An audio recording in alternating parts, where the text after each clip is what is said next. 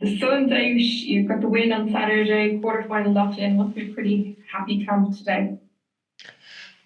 Yeah, to be honest, somebody asked me, is the quarterfinal locked in? I wasn't sure about that. I thought, but if you say that's a fact, then that's good, that we locked in a quarterfinal. But there's still lots to play for.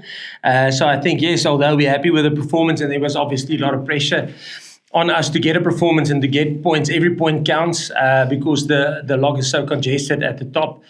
So for us, it was very important. And like you said now that we qualified, but now for us it's to make sure that we put in a good performance and get as many points as possible to give ourselves an opportunity to maybe host a home quarterfinal. The quarterfinals definitely locked in. The URC had it up on their social. Yeah. There was a bit of a mixed bag from the injury update. Some positive news: Penny McCarthy, Alex Houston not back, but disappointing for Will Connors to miss out the rest of the season. Yes, Will. I don't always want to give myself out as a medical expert, so I'm not sure, but he won't participate in this week's game, that I can tell you. So that's sad news for Will. On the other two, they participated in certain parts of the training today, so again, as a management group, the performance people, the medical people, and the coaches will have to have a look at those two other lads and see how they perform during the week, and then we will probably make a call on them a little bit later in the week. And that's how was it keeping Lions team like that to just one score? Sorry, you broke up there a bit? Oh, apologies. How satisfying was it keeping a team like Lions to just one score at the weekend? Yeah, yes. Listen, the Lions are a quality side. If you look at I think they came on off a seven match winning streak, and they're a team, and that's why this weekend's game, I mean, they were third on the log, we were fourth on the log, so it was a battle between third and fourth. So a massive game, big respect for them, and I think that is how we went through our week. Is we gave them in terms of our preparation, we gave them proper respect, and we worked hard individually and as a team to make sure that we're as ready as we can be, because they're a team that if they get an opportunity, they are very good to put teams away. So happy with that. There were certain aspects of our performance that was really pleasing, but then obviously there's certain parts that we will still need to improve, and there's parts that we still can work on. So it's a little bit of a mixed bag, I would say. Just to follow up on that, what do you feel was the most pleasing aspects of Leinster's performance at the weekend? I think, yes, I don't want to become too technical, but I would say, I think if you look at our set piece, the Lions obviously had a tactic and they didn't give us a lot of line outs. So I think we only had 9 in the whole game. So and we won all 9 our line outs. So I thought that was good. Gave us a little bit of a platform to work off. I would say that was pleasing. Like I said, I don't want to go into too much technical stuff because I can bore you with defense and all the little bits and pieces of defense, and then also the kicking game and then the general attack game. So I think there were certain aspects, like I say, that was good, and certain aspects that weren't good. But we had very limited lineouts and only, I think, 5 on attack. So we had to use them to our fullest. And then what are you expecting from Ospreys this weekend?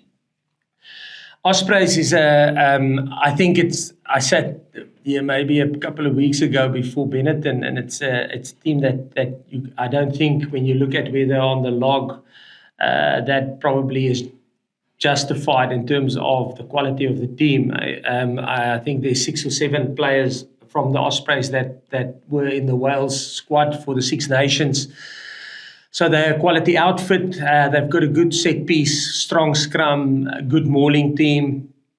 They very innovative in terms of their attack, and they will definitely ask questions at our defence regarding that. And then if we want to in any way get our attack going against them, they've got some really good poachers. They're really good at the breakdown. If you think Jack Morgan and those lads are all there, so they across the board they can really hurt you when it comes to your to the defensive breakdown. So it's going to be important for us to make sure that we're on song in that department if we want to give a good account of us on Saturday.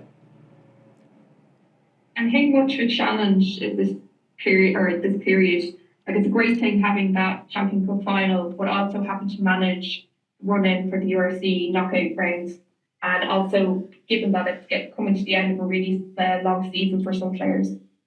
Yeah, I think to answer the first part of your question is that's why one put in the hard work and the sacrifice from when the season started, is to get into the situation where you are still fighting on two fronts in two competitions. So I think it's probably more privilege. Nobody's entitled to still be participating in these two competitions. So I think, and that's why you put in the effort and you play all the games and you do all the sacrifices that you do. I'm talking players, coaches, management, the whole team here at Leinster, to have the opportunity to participate in these in the knockout games.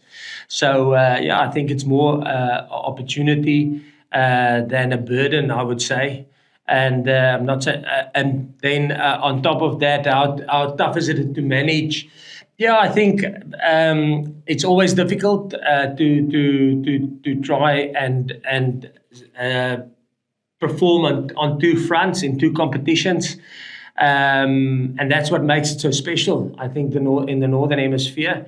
And for us, it's pretty much making sure that there's still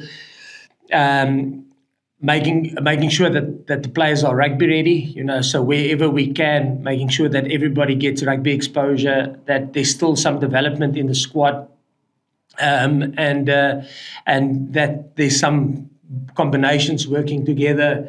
So I think that's pretty much what we focus on, by trying, and also not being too clever, trying to do all of that. And then just one final one from me. It's the last regular season home game for Leinster at the Aviva, and some players will be moving on, so it's going to be a pretty special occasion. Yeah, 100%. And that's the thing. I think if you look at where the squad is currently, and your first comment around the long season is, I think that's something that comes to fore, especially at this stage of the season, is that the players are putting in the effort, putting in the hard work, because this is where you want to be and this is where you want to test yourself from a rugby point of view, but then also having the knowledge that the squad will not look the same next year. So players are moving on. So making sure that you enjoy the little bit of time that we have left with each other, because next year it will be a different team with different players and different connections. So yes, that's always and like you rightly say, this will be our last round of our last URC game. And hopefully that's why it's such an important game. If we can get a good result and things go our way with the other games, we might get a home quarterfinal at Aviva.